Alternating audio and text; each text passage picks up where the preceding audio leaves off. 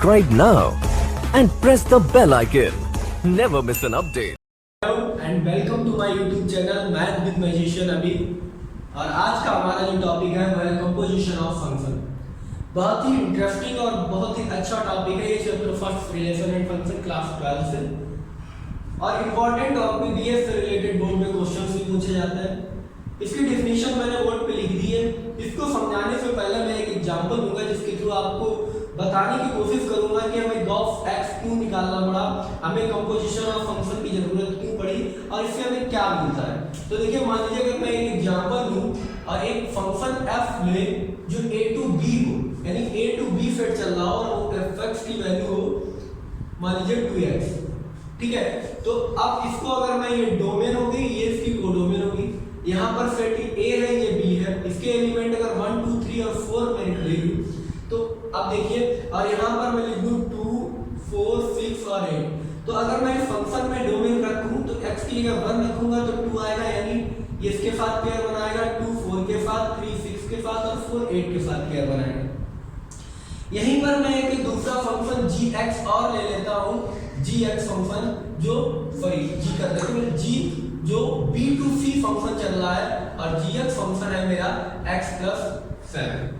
अब देखिए यहाँ पर b क्या है, b इस फंक्शन की डोमेन है जो f फंक्शन की कोडोमेन है। तो फंक्शन की डोमेन यहीं से मुझे मिल जाएगी, कोडोमेन मुझे बनानी पड़ेगी। अब अगर x की वैल्यू मैं यहाँ पे 2 रखूंगा तो मुझे 9 मिलेगा, ठीक है। 4 रखूंगा तो 11, 6 रखूंगा 13 और 8 रखूंगा तो 15। मैं केवल इतने एलिमेंट के साथ इमेज बनानी उन्हीं को ले लेता हूँ, तो ये आपस में इनके साथ इमेज बनाएंगे। इतना अगर आपको समझ में आ गया तो देखिए, अब जरूरत ये पड़ी कि ये चाहते हैं कि इन्हें a टू c डायरेक्ट ये मिल जाए, क्लियर। फंक्शन जो है वो a टू c हो जाए, यानी आप फंक्शन f की ये डोमेन को रखें और आपको डायरेक्ट ये लिखे, सेट a के एलिमेंट रखने से सेट c के एलिमेंट मिले। तो यहाँ पर आपको कंपोजिशन ऑफ फंक्शन लगाना पड़ेगा, यानी कंपोजिशन ऑफ फंक्शन की जरूरत पड़ेगी। ये कंपोजिशन का मतलब यहाँ पर जोड़ना नहीं है, दोनों को कंपोजिट करना है, पास पास करना है, मिला देना है दोनों को। अब ये देखिए कंपोजिशन होगा कैसे, हमें कुछ ऐसा फंक्शन बनाना है जो ये रखने से ये मिले, ठीक है। क्या रखने से, g ऑफ fx, fx की डोमेन रखने से मिले, तो उसको हम कहते हैं Gauss of x, g of fx, यानी fx के फंक्शन रखने पर, डोमेन रखने पर हमें g की वैल्यू मिले, ठीक है। इसको ही सरल करके हम लिख देते हैं g of fx, g of fx लिख देते हैं, ठीक है। तो देखिए जैसे g ऑफ fx लिखा है, यहाँ g ऑफ x लिखा है, g ऑफ x यहाँ x लिखा है तो यहाँ x + 7 लिखा है। मान लीजिए अगर मैं g ऑफ t लिख दूं यहाँ पे तो ये t + 7 हो जाएगा ना। इसी तरीके से ये मैंने g ऑफ fx लिख दिया तो ये कितना हो जाएगा, ये हो जाएगा fx + 7, क्लियर। ये fx + 7 हो जाएगा। अब fx की वैल्यू है कितनी, fx की वैल्यू है 2x, वो वैल्यू मैंने यहाँ से उठा के रख दी और +7। तो ये मेरा g ऑफ fx जो फंक्शन बना है, ये हमारा एक नया फंक्शन बन के आ गया जो a टू c जा रहा है। अब a की वैल्यू रखिए, आपको डायरेक्ट c की वैल्यू मिलेगी। देखिए 1 रखेंगे तो 1, 2 जा 2 और +7 9, 2 रखेंगे 2 2 जा 4 और 7 11, ठीक है।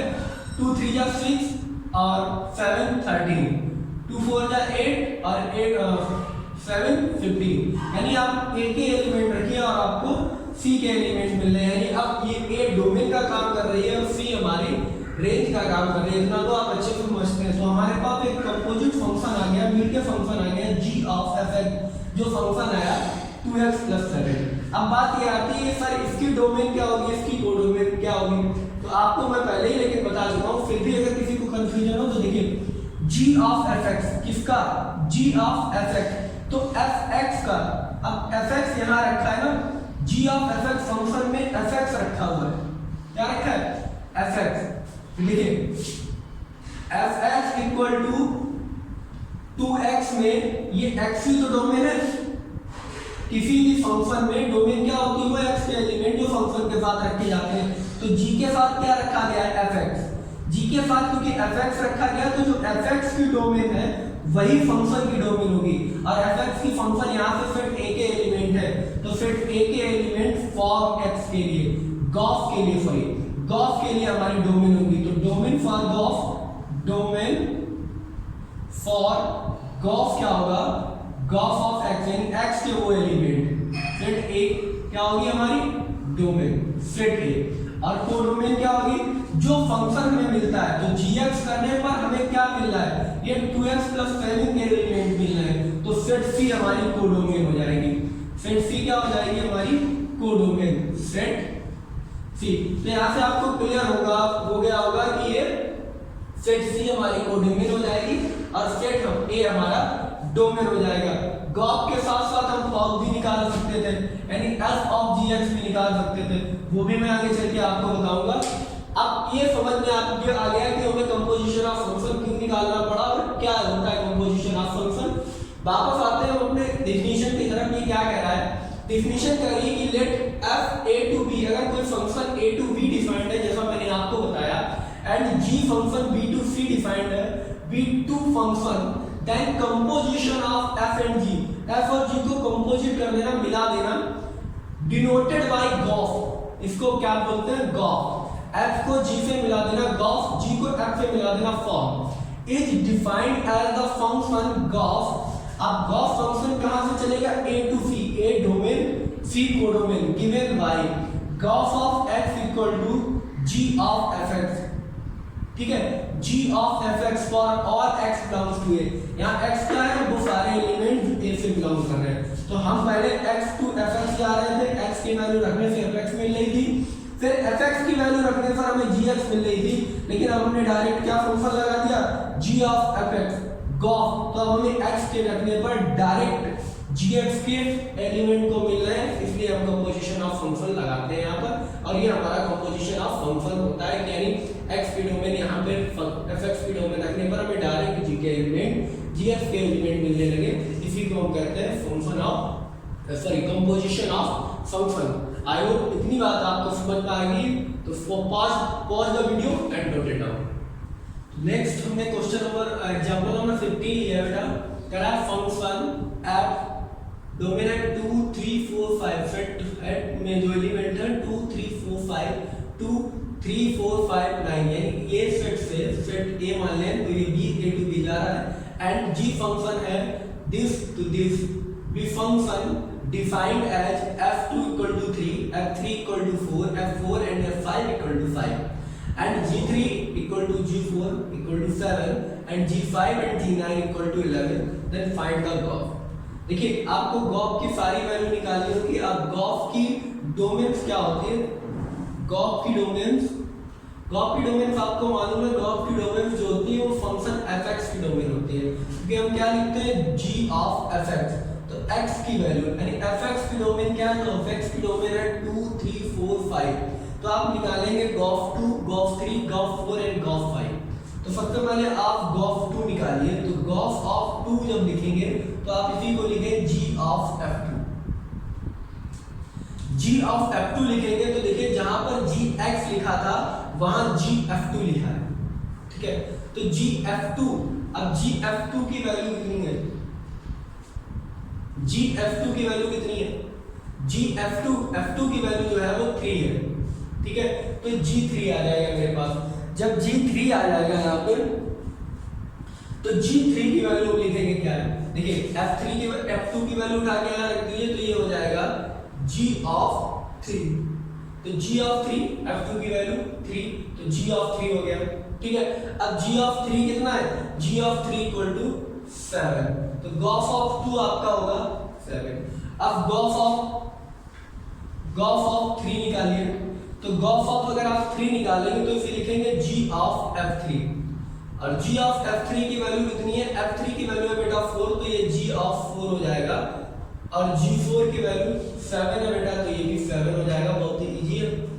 अब देखिए g ऑफ यानी गॉफ 5 निकालेंगे आप, सॉरी 4 निकालेंगे आप, तो गॉफ 4 हो जाएगा g ऑफ f4 की वैल्यू बेटा 5 है, 4 और 7 की दोनों की वैल्यू 5 है, तो ये g ऑफ 5 हो जाएगा, और g ऑफ 5 की वैल्यू और g9 की वैल्यू 11 दी गई है, तो दैट इज 11। अब आप निकालेंगे g of Gauff of 5 f5 निकालेंगे, तो ये हो जाएगा g ऑफ f5, और f5 की वैल्यू बेटा है 5, तो g ऑफ 5 इक्वल टू ठीक है। और g ऑफ 5 की वैल्यू 5 है तो g ऑफ 5 फिर 11, तो g ऑफ गॉफ 4, गॉफ 2 की वैल्यू 7, गॉफ 3 की वैल्यू 7, गॉफ 4 की वैल्यू 11 और गॉफ 5 की वैल्यू 11। इस तरीके से आपने सारे एलिमेंट के गॉफ निकाल दिए। तो गॉफ ऑफ 2 आप यहाँ लिख भी सकते हैं, gof of 2 equal to gof of 3 equal to 7 and gof of 4 equal to gof of 5 equal to 11। तो ये आपका क्वेश्चन बहुत ही इजी था, आपको समझ में आया होगा। क्या है, आपको 2 रखने से डायरेक्ट 7 मिलेगा, यानी आपका ये फंक्शन कुछ इसके अकॉर्डिंग बनेगा, यानी ये 2 3 4 एंड 9 था, और ये था 3 4 5 और 9, और ये आपका था 7 11 एंड 15। तो ये 2 रिलेट कर रहा था 3 से, ठीक है, 3 रिलेट कर रहा था 4 से, 4 और 5 दोनों 5 से कर रहे थे, और इसके बाद 3 जो था G3 और G4 ये दोनों 7 से रिलेट कर रहे थे, और 5 और 9 11 से रिलेट कर रहे थे। अब आपके डायरेक्ट ये 2 और 3 यहाँ से डायरेक्ट मिले, और 4 और 5 डायरेक्ट 11 से मिले। तो इस तरीके से आपसे फंक्शन बना। So pause the video and note it down. Next बेटा हमारा क्वेश्चन है, कह रहा फाइंड एग्जांपल नंबर 16 कह रहा find the gof and form. मैंने आपको बताया 2 तरीकों से फंक्शन को कंपोज किया जा सकता है, दोनों 2 फंक्शन को एक साथ 2 तरीकों से मिलाया जा सकता है। गॉफ निकालिए और फॉर्म निकालिए, ठीक है। g ऑफ fx निकालिए या f ऑफ gx निकालिए। मेरी बात को आप समझ रहे, आपने कुछ इस तरीके से भी निकाला था उसमें, तो ये g ऑफ fx था, आप इसको इस तरीके से भी निकाल सकते हैं, f ऑफ gx, यानी अपोजिट कर सकते हैं उसका। तो गॉफ और फॉर्म अपोजिट भी हो सकते हैं, क्लियर। तो आप गॉफ भी निकाल सकते हैं इस तरीके, इसको गॉफ बोलते हैं और इसको फॉर्म बोलते हैं, दोनों निकाले जा सकते हैं, दोनों कंपोजिशन ऑफ फंक्शन है, ठीक है। तो कह रहा है कि ये फॉर्म और गॉफ जो है, एक function r to r defined है f, और g फंक्शन भी r टू r डिफाइंड है, real number to real number. Are given by fx function दिया गया है cos x, और gx फंक्शन दिया गया है 3x², so that g of f r does not equal to f of g, ठीक है। तो सबसे पहले आप फॉर्म निकालिए या गॉफ निकालिए, जो आपका मन हो पहले को निकाल दीजिए। मैं आपके लिए गॉफ निकालता हूं, ठीक है। तो सबसे पहले आप लिखेंगे वी हैव, क्या है हमारे पास, we have gof of x equal to, तो गॉफ ऑफ x को मैं लिखता हूं g ऑफ fx, ध्यान रखिए आप, g ऑफ fx। गॉफ का मतलब क्या है, gof g o of fx। इसी तरीके फॉर्म का मतलब है f ऑफ gx, ठीक है।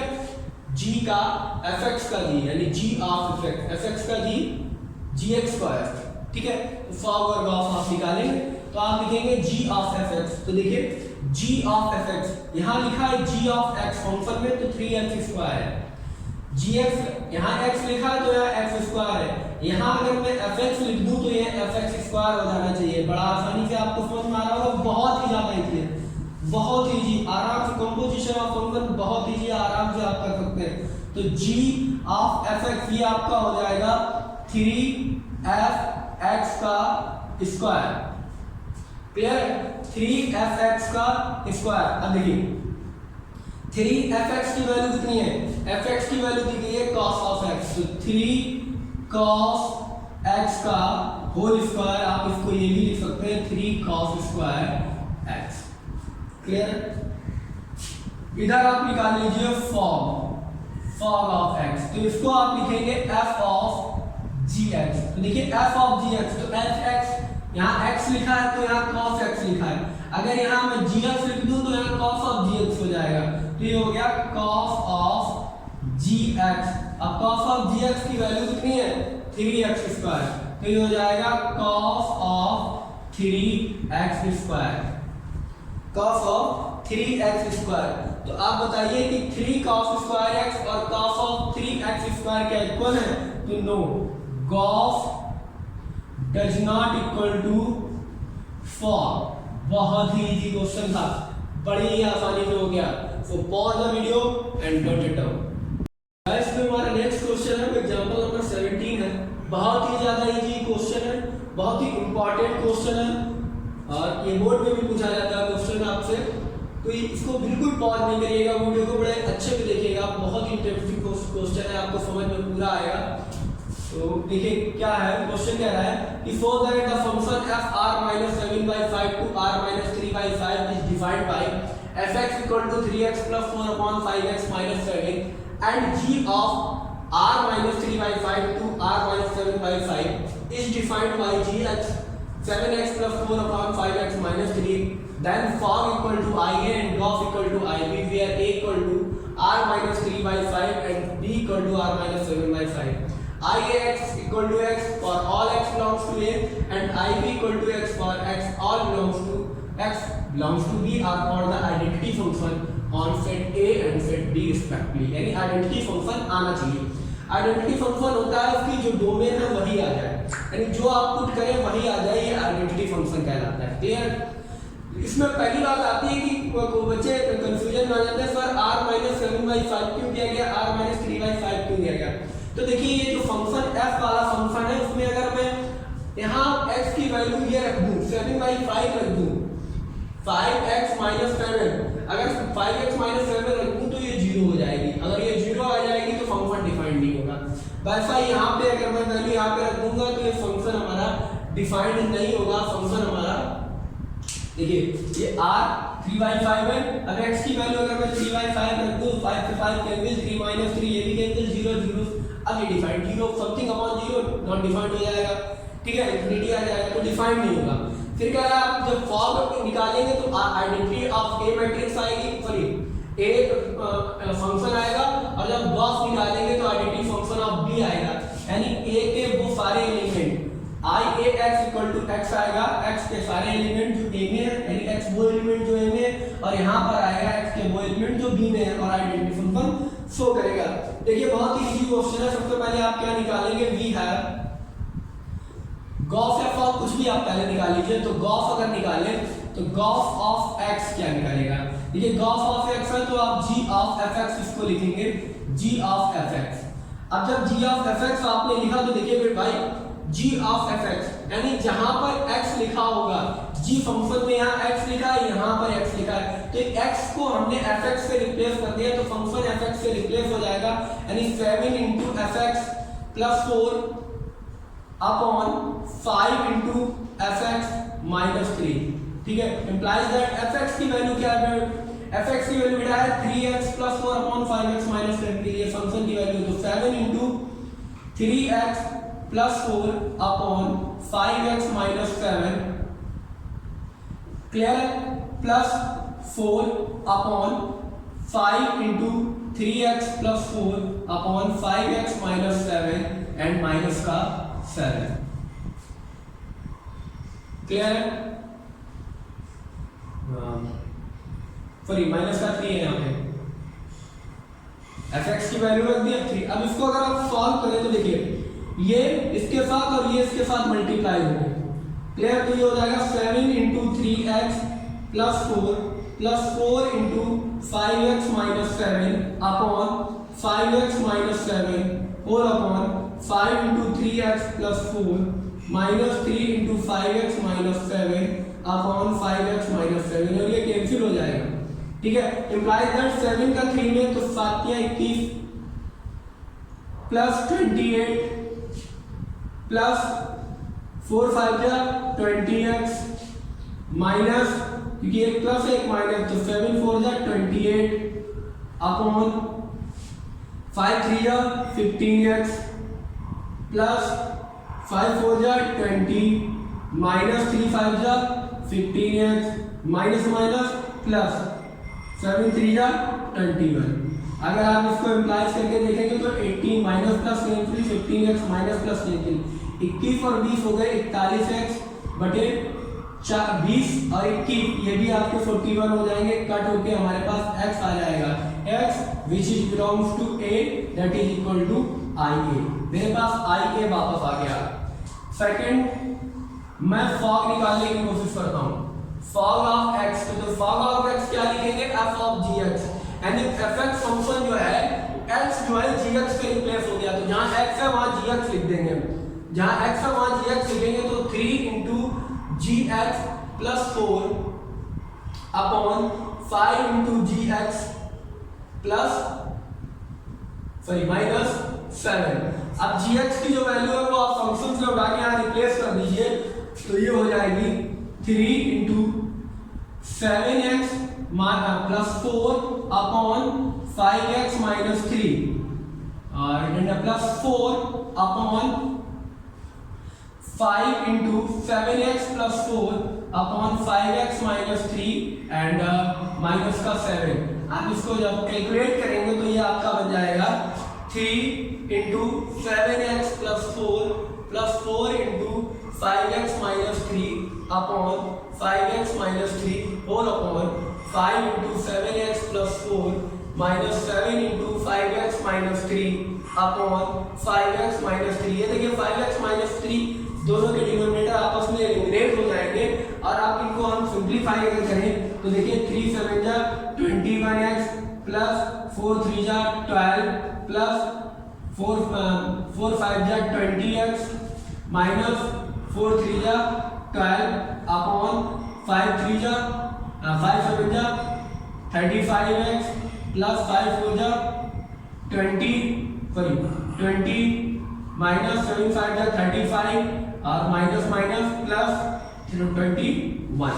अब देखिए 12 से 12 कैंसिल हो जाएगा और 35x से 35x कैंसिल हो जाएगा, तो इम्प्लाइज दैट 41x अपॉन 41 और ये सिर्फ 41 से cancel x which is belongs to, ये वाला x बिलोंग करेगा b के साथ, तो ये हमारे पास आ जाएगी आइडेंटिटी ऑफ b। ये आइडेंटिटी ऑफ b आ गई, यहाँ आइडेंटिटी ऑफ a आ गई, तो हम लिखेंगे gof of x equal to x आ गया, gof of x equal to x आ गया which is belongs to a and for equal to i a x, और हमारे पास fog of x equal to यानी दीजिए आप fog of x equal to आपका आ गया x which is belongs to b which is equal to i b x for all x belongs to b। ये आपके पास आ गया और यहाँ से हमें पता चला कि ये जो दोनों गॉफ और फॉर है ये आइडेंटिटी फंक्शन आ रहे हैं, और ये क्वेश्चन जो है हमारा बहुत ही इजीली सॉल्व हो गया। ये आइडेंटिटी आ गई मेरे पास, ये भी आइडेंटिटी आ गई, यानी हमने x रखा था x आ गया, यहाँ पर भी हमारी डोमेन x थी और वापस x आ गया, तो ऐसे फंक्शन को हम आइडेंटिटी फंक्शन कहते हैं। आपने फंक्शन चैप्टर में इसको अच्छे से पढ़ा होगा, आइडेंटिटी फंक्शन किसे कहते हैं। So pause the video and note it down.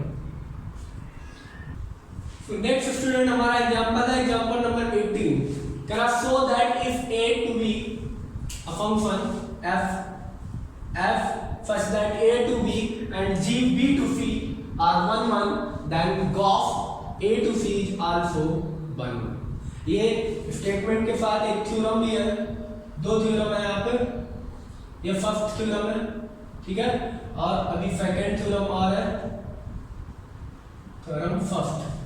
तो इनका कहना है कि फंक्शन a टू b अगर 1 1 है, देखिए आप थोड़ा समझ लीजिए इसको, ये फंक्शन अगर 1 1 है,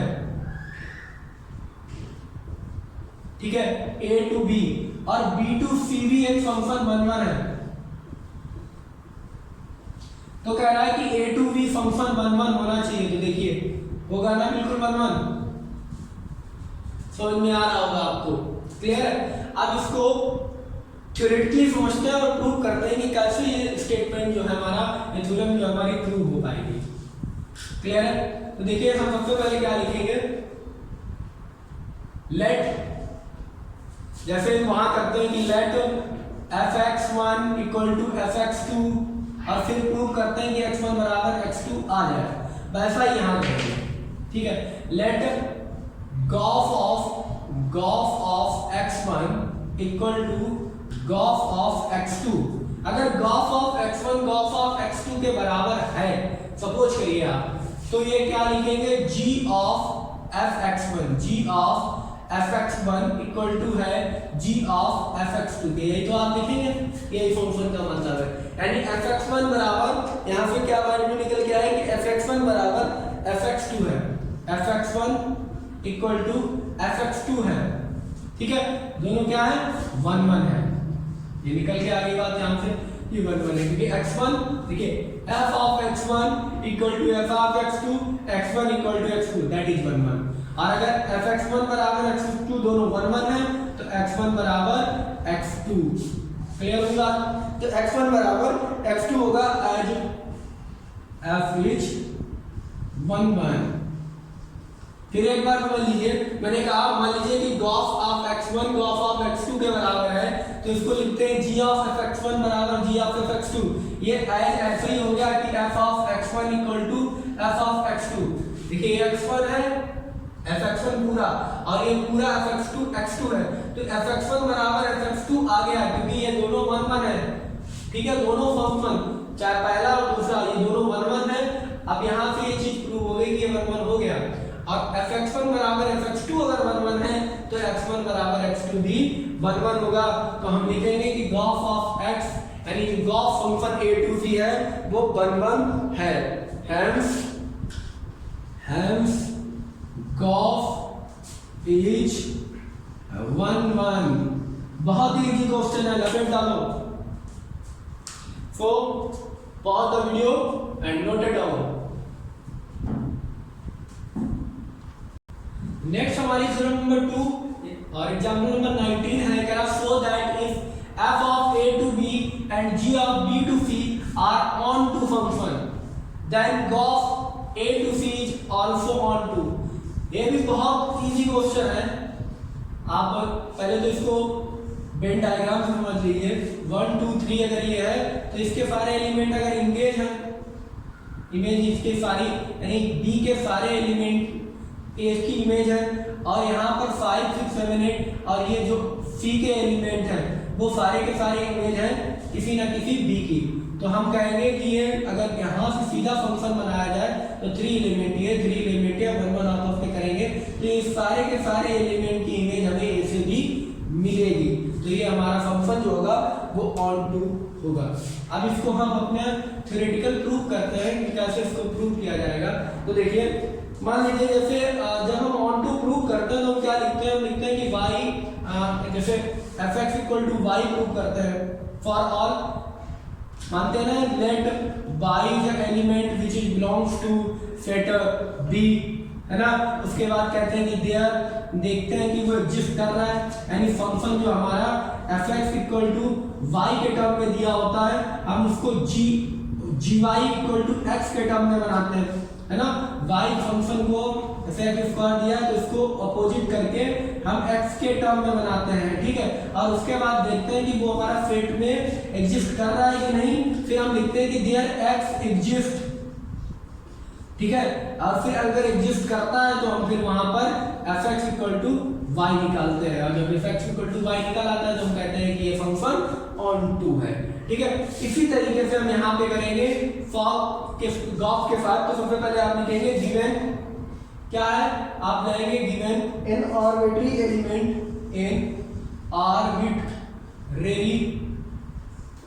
element z which is belongs to C, there exist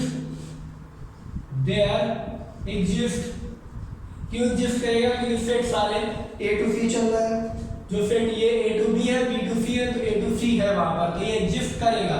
A के सारे एलिमेंट को गॉस एग्जिस्ट करेगा। There exist a pre image, इसकी प्री इमेज होगी, ठीक है। जेड वो एलिमेंट है जो C में बिलोंग करेगा, C का वो एलिमेंट है जेड, ठीक है। जो C से बिलोंग कर रहा है उसकी सारी जेड की जो चाहे जो कोई जेड हो उसकी प्री इमेज होगी, pre image by of Z under G, किसमें? जी फंक्शन में, under G such that gy equal to, आपको दिखाना होगा कि gy इक्वल टू जेड आ जाएगा, gy equal to Z. Hence since g इज ऑन टू, तो आप कहेंगे कि g जो है वो ऑन टू है। फर्दर फॉर, आगे आप लिख सकते हैं कि further for y belongs to b, यानी y वो एलिमेंट है जो b से बिलोंग करे। x to y by two Z. आप समझ रहे हैं ना क्या कहने की, एक्स एलिमेंट इसमें होंगे, वाई इसमें होंगे, वाई इसमें होंगे, फिर जेड एलिमेंट इनको डिनोट कर रहा है। तो y belongs to b, there exist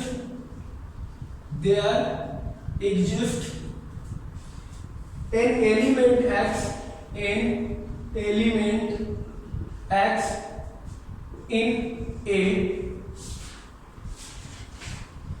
with fx equal to y, fx equal to y prove करते हैं तो gy equal to z prove करेंगे। तो पूरा गॉस इक्वल टू हमें प्रूव करना होगा कि वो z के बराबर है।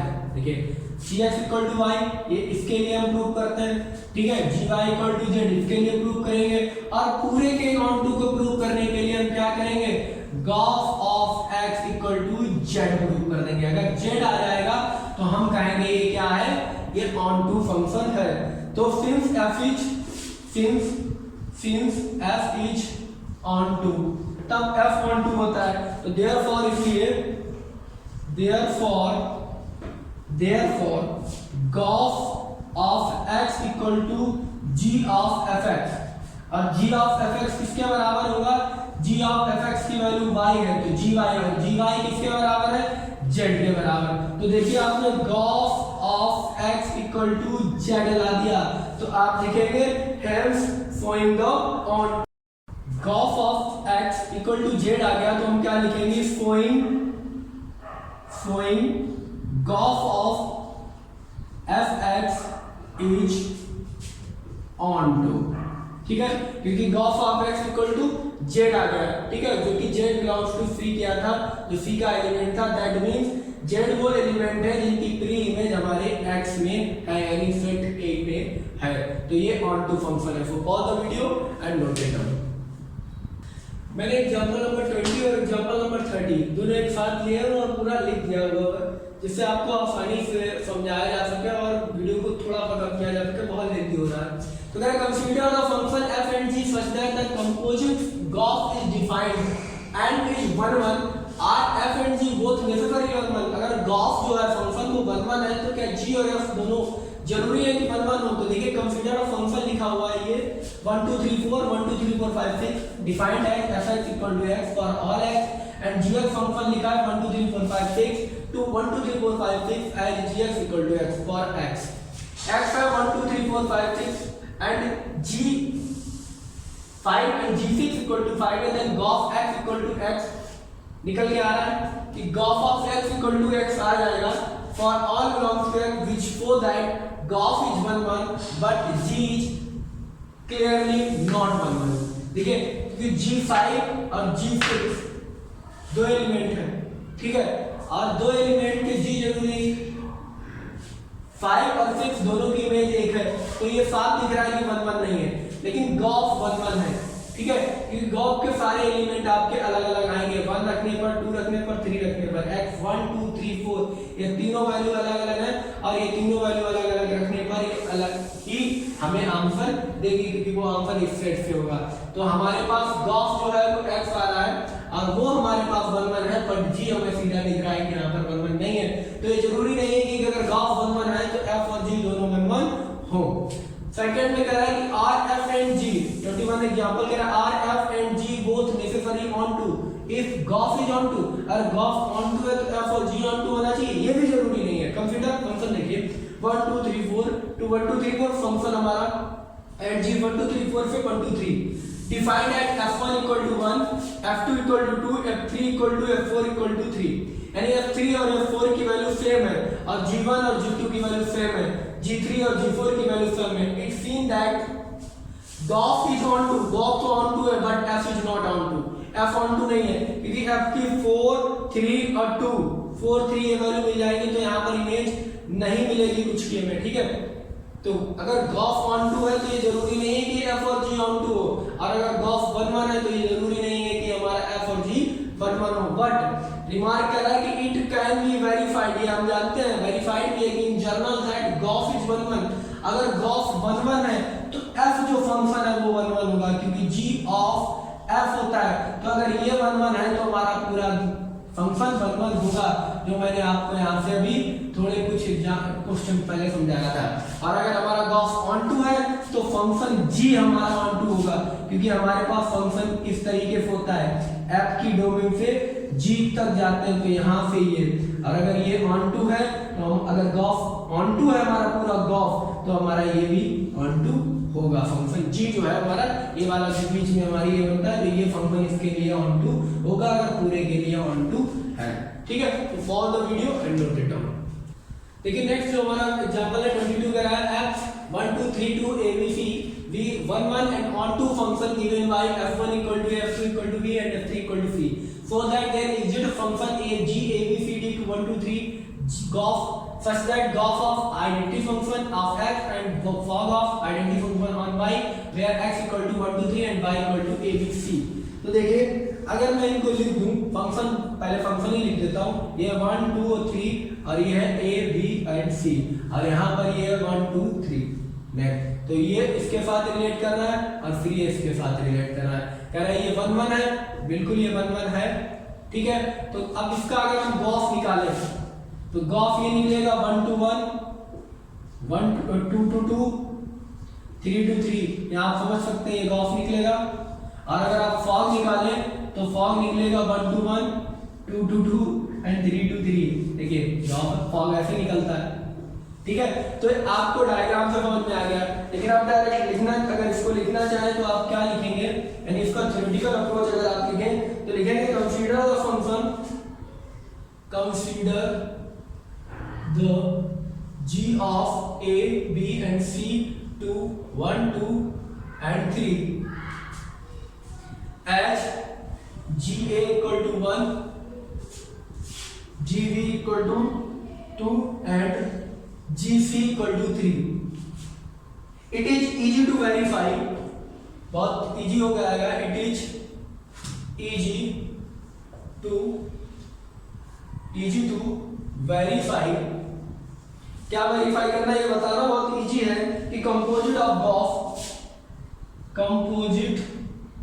ऑफ गॉस जो आएगा वो आई एक्स आएगा, यानी identity on x, identity function on x आएगा, एंड फॉग ऑफ जो आएगा वो आइडेंटिटी फंक्शन ऑन वाई आएगा। जो मैंने यहाँ पे लिखा वही से मतलब ये लिख रहे हैं, ये कह रहे हैं कि कंसीडर द वही जो फंक्शन, अगर गॉस ऑफ एक्स आ जाता है, ठीक है, और फॉग ऑफ वाई आ जाता है, गॉस ऑफ एक्स आ जाता है जो कि आइडेंटिटी ऑफ एक्स के बराबर ऑन एक्स के बराबर होता है, और फॉग ऑफ वाई यानी फॉग ऑफ एक्स जो है हमारा, फॉग ऑफ एक्स कर दीजिए, फॉग ऑफ एक्स ये भी एक्स आ जाता है, यानी जो हम वाई देते हैं तो यहाँ पे भी एक्स लिखेंगे, यानी जो यहाँ पर लिखा हुआ है वही यहाँ पर आ जाए, तो इसको आइडेंटिटी ऑन वाई बोलते हैं। तो गॉस ऑफ एक्स और gof of fog of y दोनों अगर आइडेंटिटी फंक्शन आ जाते हैं तो हम कहेंगे ये जो अगर 1 1 है तो ये ऑन 1 1 होंगे दोनों, और अगर ये ऑन टू फंक्शन दोनों है तो दोनों फंक्शन ऑन टू होंगे, यानी अगर गॉस हमारा 1 1 है तो ये फंक्शन 1 1 होंगे, और अगर गॉस हमारा ऑन टू है तो ये दोनों फंक्शन हमारे ऑन टू होंगे। क्लियर, यहाँ से एक चीज समझ में आ रही है कि 1 1 एंड ऑन टू, अगर ये फंक्शन 1 1 ऑन टू है गिवन बाय ये दिया गया, तो सो दैट आप बताइए कि गॉस ऑफ आई एक्स और गॉस ऑफ आई वाई ये दोनों क्या होंगे, आइडेंटिटी फंक्शन होंगे। और अगर आप ये दिखा दें कि गॉस ऑफ एक्स और gof of y identity function है तो ये 1 1 होंगे, यानी 1 1 है तो ये आइडेंटिटी फंक्शन शो करेंगे, और अगर ये आइडेंटिटी फंक्शन गॉस और फॉग शो कर रहे हैं तो हमारे जो फंक्शन है वो 1 1 होंगे, यानी 1 1 और ऑन टू होंगे। So pause the video and note it down.